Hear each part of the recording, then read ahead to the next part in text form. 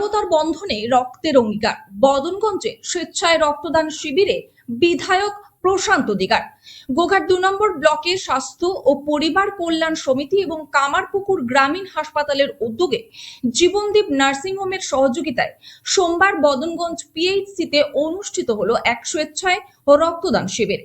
এসো সবাই মিলে জীবন বাঁচায়, এই বার্তাকে সামনে রেখে আয়োজিত এই মানবিক কর্মসূচিতে অংশ নেন বহু স্বেচ্ছাসেবী ও রক্তদাতা। অনুষ্ঠানে উপস্থিত ছিলেন প্রশান্ত দিগার এবং জীবনদীপ নার্সিংহোমের কর্ণধার প্রদীপ কুমার ঘোষ। এছাড়াও উপস্থিত ছিলেন ডেভেলপমেন্ট অফিসার শৈলেন দাস। অনুষ্ঠান থেকে রক্তদানের গুরুত্ব তুলে ধরে জানানো হয়, মাত্র 1 ইউনিট রক্ত মানুষের জীবন বাঁচাতে পারে। বিশেষজ্ঞদের মতে নিয়মিত রক্তদান হৃদরোগের ঝুঁকি কমাতে সাহায্য করে, শরীরে নতুন রক্তকণিকা তৈরিতে সহায়তা করে এবং মানসিক প্রশান্তি বৃদ্ধি করে। পাশাপাশি সমাজে মানবতার বন্ধনকে আরো সুদৃঢ় করে তোলে। আয়োজকদের পক্ষ থেকে সকলকে স্বেচ্ছায় রক্তদানে এগিয়ে আসার আহ্বান জানানো হয়। মানবতার সেবায় এই উদ্যোগ এলাকাবাসীর মধ্যে ব্যাপক সাড়া ফেলেছে। এইরকম একটি রক্তদান শিবিরের আয়োজন আমাদের হসপিটাল কর্তৃপক্ষ করতে পেরেছেন, এর জন্য খুব সাধুবাদ ওনাদের প্রত্যেককে আমার তরফ থেকে আন্তরিক অভিনন্দন। আমরা কিছুদিন আগে আরামবাগ সাব ডিভিশনের 4 বিধায়ক মিলে আরামবাগ মেডিকেল কলেজে একটা বিশেষ বৈঠকে ছিলাম। তো সেই বৈঠকে ওখানকার মেডিকেল কলেজের প্রিন্সিপাল থেকে আরম্ভ করে অধ্যাপকরা যারা উপস্থিত ছিলেন, ওই আলোচনা টেবিলে একটা বিষয় উঠে আসলো যে আমাদেরকে ওনারা বললেন যে মেরে সাহেব, এই সময়ে দাঁড়িয়ে রক্তের খুব ঘাটতি আছে।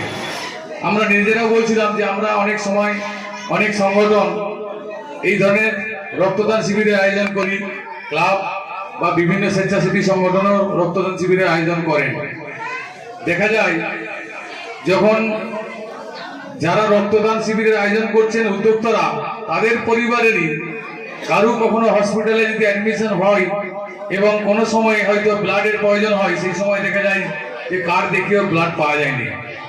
এই অভিযোগ কিন্তু একদম সর্বস্তরে আছে। এই বিষয়ে আমরা মেডিকেল কর্তৃপক্ষকে বলেছিলাম যে যাতে ব্লাড ব্যাংকের ব্লাড মিসইউজ না হয়, কারণ এই ব্লাড ব্যাংকের থেকে একটা চক্র চলে আমাদের কাছে কম বেশি আজকে পরিষ্কার, যে ব্লাড অনেক সময় বেসরকারি বিভিন্ন প্রতিষ্ঠানকে কিছু অর্থের বিনিময়েও আমরা অনেক সময় এদিক ওদিক করে দিই। হয়তো সবাই নয়, কেউ বা কারাও হয়তো এই মানে সিস্টেমটার সঙ্গে যুক্ত থেকেই করি। তো এই বিষয়ে আমাদের সকলের যত্ন নিতে হবে যে আমরা ব্লাডটাকে কোনোভাবেই মিসইউজ করবো না। প্রকৃত যে পাপক তার হাতে পৌঁছে যাতে যায়, সিস্টেমেটিক্যালি পৌঁছে যায়। ব্লাড দেয় মানুষ, ব্লাডটা দান করেন, সে কিন্তু পয়সার বিনিময় নয়, সে অনেক আন্তরিকতার সাথে ব্লাডটা দান করে সমাজের মানুষের যাতে কাজে লাগে, একটা মানুষ যাতে তার নতুন জীবন পায় তার ব্লাডের মধ্য দিয়ে। কিন্তু সেই ব্লাড যখন কোনোভাবে অর্থের বিনিময়ে এদিক ওদিক হয়ে যায়, তখন বড় গায়ে লাগে। তাই এই সিস্টেমে আমরা হসপিটাল কর্তৃপক্ষের কাছে অনুরোধ করলাম যে আপনাকে কিন্তু এটা বিষয়টা খুব গুরুত্ব সহকারে দেখতে হবে, যে ব্লাড ব্যাংকের বিষয়টা। আর সেই সাথে সাথে উনি আমাদেরকেও একটা রিকোয়েস্ট করলেন যে স্যার, এই সময় দাঁড়িয়ে ব্লাডের কিন্তু প্রচুর ঘাটতি আছে। আমরা প্রত্যেকেই জানি এই গ্রীষ্মকালীন সময়ে ব্লাড অনেকটা প্রয়োজন হয়, কিন্তু যে পরিমাণ আমাদের ব্লাডের প্রয়োজন, কিন্তু সেই পরিমাণ ব্লাড এই মুহূর্তে ব্লাড ব্যাংকে নেই।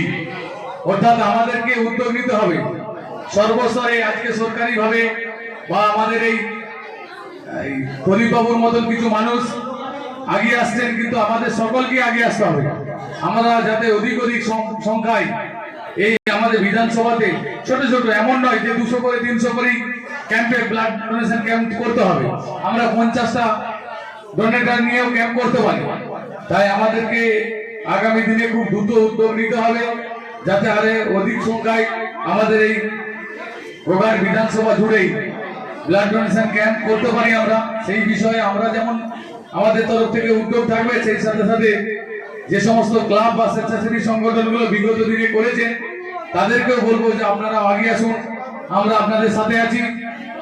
আর রক্তদান মহান দান, রক্ত কিন্তু দান করলে বা রক্ত শরীর থেকে আমরা কিন্তু দিয়ে দিলে, যেহেতু ডাক্তারবাবুরা আছে এই বিষয়ে আমার ন্যূনতম কোনো আইডিয়াই নেই, ওনাদের কাছে ওনাদের সাথে মেলামেশার ফলে যতটুকু বুঝেছি যে রক্ত দিলে কিন্তু দেহের ক্ষতি হয়নি, উল্টো দিক থেকে আমাদের স্বাস্থ্যের উপকার হয়। তাই রক্ত দান করুন আপনারা, আর আপনাদের রক্ত নিয়ে আরেকটি মানুষ নতুন জীবন পাক, এই বলে আমার সকলকে যথাযোগ্য স্থানে শ্রদ্ধা সম্মান নমস্কার জানিয়ে আমার ক্ষুদ্র বক্তব্য শেষ করছি। ভারত মাতা কি জয়, বন্দে মাতরম।